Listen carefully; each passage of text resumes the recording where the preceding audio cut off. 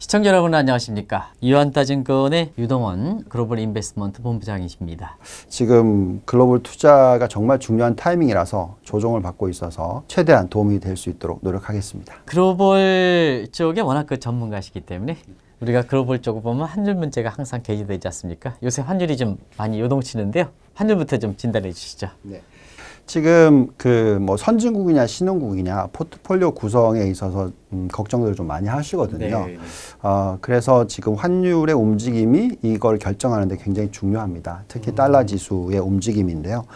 보시면은 이제 3월 초중순부터 시작해서 네네. 달러가 급속도로 절상이 돼서 가지고 거의 한 104 달러 지수까지 갔었다가 네네. 적극적인 부양 정책을 썼기 때문에 통화 정책을 썼기 때문에 달러가 약세로 갈 거다는 예상을 했었고 자, 이런 과정에서는 이제 신흥국 시장이 굉장히 좋을 거다라는 말씀을 드렸고 그래서 달러가 104에서 92가 깨지는 정도까지 네네. 큰 폭의 평가 절하, 그러니까 약 한 10% 이상 평가 절하가 됐었습니다. 근데 중요한 것은 이제 92가 깨지고 나니까 그때부터 더 빠지느냐. 그럼 더 빠지면은 시중국이 계속 잘 갈 텐데 네네. 그게 아니라 이제 달러가 어느 정도 안정을 찾을 수 있다라는 가능성.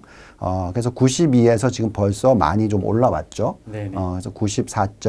거의 6까지 올라온 것 같습니다. 그렇다 보니까 신흥국 시장도 좀 조정을 받아야 되는 그런 상황이 나오고 있고요. 앞으로 그럼 뭐 달러가 어떻게 될 거냐 했을 때 저희가 판단할 때 이 계속적으로 약세로 갈 가능성은 어렵습니다. 왜냐하면 지금 은행권의 펀드멘탈, 미국 은행들의 펀드멘탈이 워낙 좋아서 달러 약세를 용인하지 않을 것 같고요. 네네. 그렇기 때문에 그냥 횡보 정도.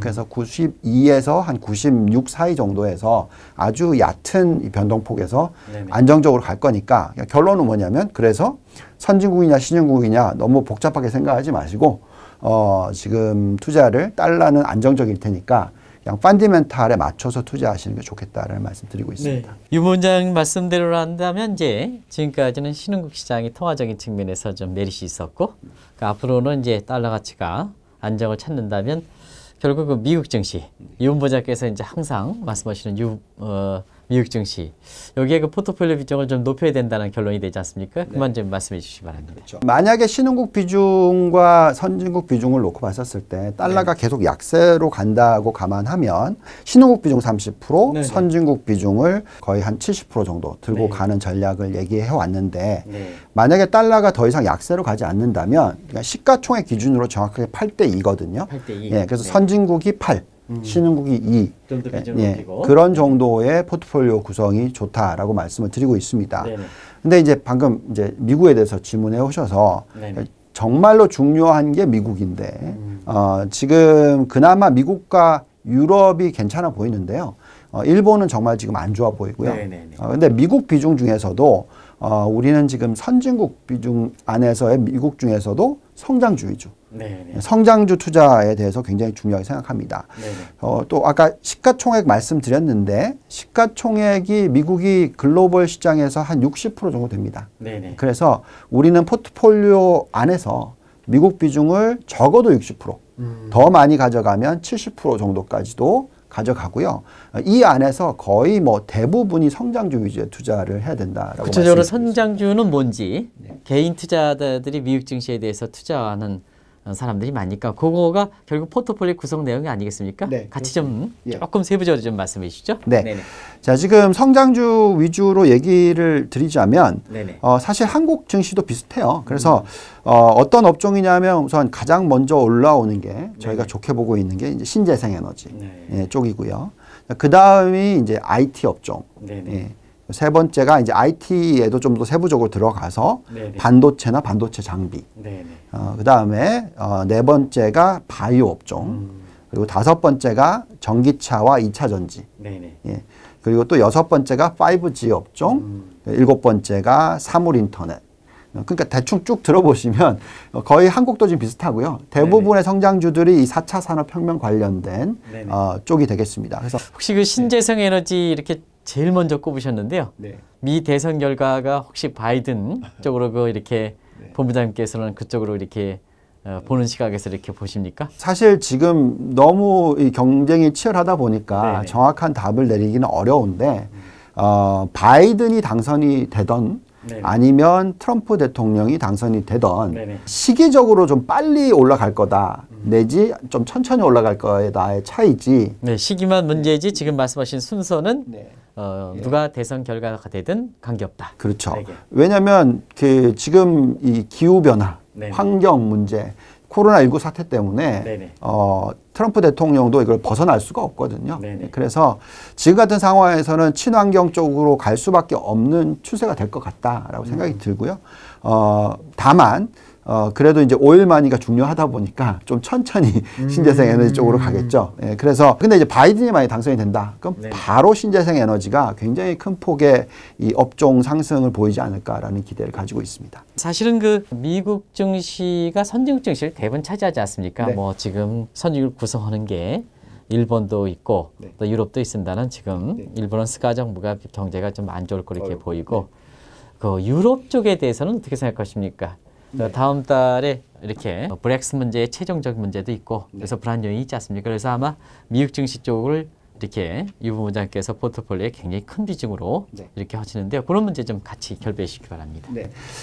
유럽 쪽은 일본보다는 훨씬 매력도가 높게 나오고 있습니다. 이제 저희가 이제 잔존 가치 모델이라는 걸 돌려보는데 네네. 개별 지수들을 쭉 돌려봅니다. 그러면은 이제 미국으로 놓고 보면은 미국은 나스닥이 제일 좋아 보이고요. 선진국 중에서도 가장 좋아 보이기 때문에 나스닥 위주의 포트폴리오를 형성을 하는 것이고 S&P나 다우 같은 경우에는 상대적으로 네네. 유럽 쪽보다는 좀 매력도가 떨어지고요.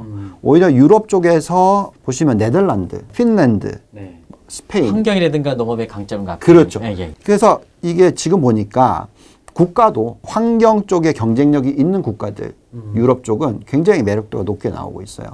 상승 여력이 앞으로 1년 동안에 20% 이상 정도 인덱스들이 올라갈 수 있는 가능성이 있다라고 나오고 있어서 유럽 쪽에 투자하는 것도 나쁘지 않아 보입니다. 네네. 대신에 뭐 유럽 투자 비중 자체를 선진국이 아까 말씀드렸듯이 80%라면 네네. 미국을 70% 정도 가져간다면 한 10% 정도만 네. 예, 유럽 쪽에 투자하시는 게 적절하다라고 생각이 듭니다. 국내 그 투자자들이 많이 갖고 있는 테슬라라든가 니콜라라든가 네. 그 경우에 따라서는 안옥스 문제 네.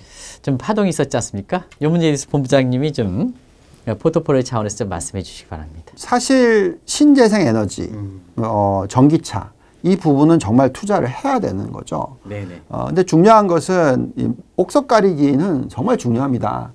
니콜라 투자라는 것은 니콜라라는 회사는 아시겠지만 매출이 없는 회사잖아요. 네, 물론 아이디어는 너무나 좋은데 플랫폼도 제대로 될 수 있지만 중요한 것은 저는 이제 어떠한 성장주라 하더라도 네네. 매출이 발생을 하고 그 다음에 흑자 전환을 하는 그 타이밍에 들어가거든요. 네네. 그래서 아무리 좋은 업종이라도 지금 현재 이미 시장 점유율을 만들어내고 있고 또 매력도가 있고 또 흑자 전환하는 즉 테슬라 같은 기업 네네. 이런 쪽은 투자를 하셔도 되는데 네네. 좀 이 옥석 가리기는 꼭 하시면서 네네. 성장주 투자를 하셨으면 좋겠습니다. 그 유 본부장께서는 우리가 보면 이제 이 주식에서 이렇게 보면 뭐 가치주다 이런 얘기 하지 않습니까? 네네. 근데 이제 지금까지 가치주보다는 본부장께서 이렇게 다른 방송을 통해서 보면 성장주 네. 이런 것이 이제 그런 전략이 맞았고 네네. 전통적으로 가치주에 의존했던 사람들 같은 뭐 워렌 버핏이라든가 이런 사람들은 굉장히 최근에 환경에 맞춰서 일치를 못하고 실패한 사례도 많지 않습니까? 그런 과정에서 성장주는 뭐고 가치주는 뭔지 네. 시청자님한테 다시 한번 좀 말씀해 주시기 바랍니다. 네, 요즘에 이게 참 분리하기가 어려워졌어요. 네네. 성장주 하면 당연히 PER이 높고 PBR이 높고 그 다음에 대신에 매출 증가율이 굉장히 높은 기업. 네네. 이게 이제 과거 성장주였고 네네. 가치주는 PER이 낮고 PBR이 낮고 배당 수익률이 높고 이런 것이 가치주였다라고 얘기를 하는데 요즘에는 이 성장주라는 종목들이 매출 증가율만 높은 게 아니고요. 네네. 오히려 이제 ROE, 자기 자본 수익률도 굉장히 높아지고 네네. 그렇다 보니까 또 배당도 해요.